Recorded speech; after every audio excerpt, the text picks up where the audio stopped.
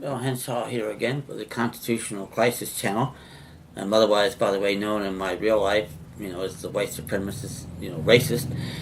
But that said, I want to speak to some of you who are not and tell you how you can use quite a lot of the arguments that we use and to get ahead and say, wait just a minute here, you can't do this to us, and get away from this damn 14th Amendment, which doesn't exist.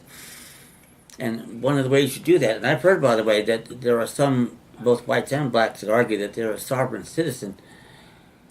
I'm not sure about that. I am certainly a member of the sovereign body politic of the nation and republic if it was recognized, but the problem is that no department of what I call the de facto national socialist government recognizes anything but citizens who owe their citizenship to Section 1 of the non-existent 14th War Amendment.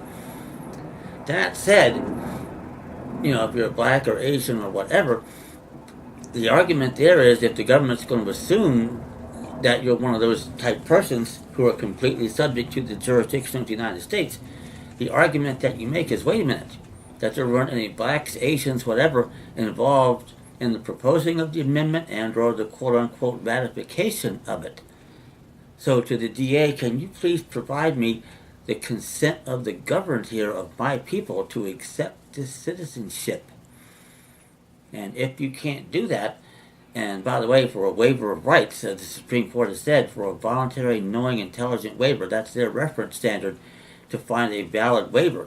It has to be that, voluntary, knowing, and intelligent. The case is Johnson v. Zerbst, Z-E-R-B-S-T, 304 U.S. 458.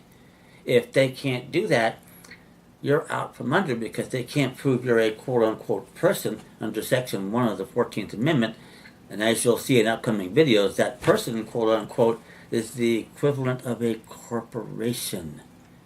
That's not where you should want to be, and it sure as hell isn't where I want to be. So you get around them and say, wait a minute, I'm not sure of my status here, but if I proceed as an alien, which it looks like that you are, and I'm going to be doing that in the alternative myself, and you say, wait a minute here. If you look at the Northwest Ordinance of 1787 as reenacted by the First Congress, read Title II, where it says that inhabitants of territories are entitled to the right to trial by jury according to the course of the common law. And yet, for you people that owe your citizenship to the non-existent 14th War Amendment, the Supreme Court has said two things. One, you have no right to a trial by jury in a criminal misdemeanor case. That case is Blanton v. Las Vegas, 489 U.S. 538. And that if you do, that there's no right to effective assistance of counsel either. They haven't overtly said that, but trust me, that's the way that is.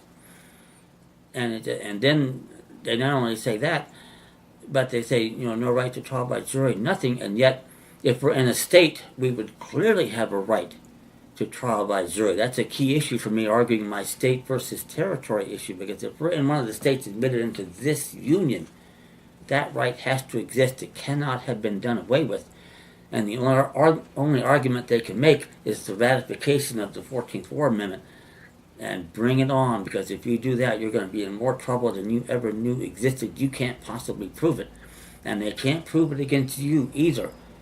And that should be cause to get your cases dismissed for lack of jurisdiction, which is exactly where we want to go. If we don't get the big win, we settle for a lot of little ones along the road until we eventually force the issue and get the 904s in Washington, D.C. to come out and declare what the law really is.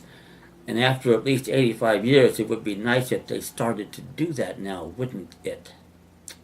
Thank you.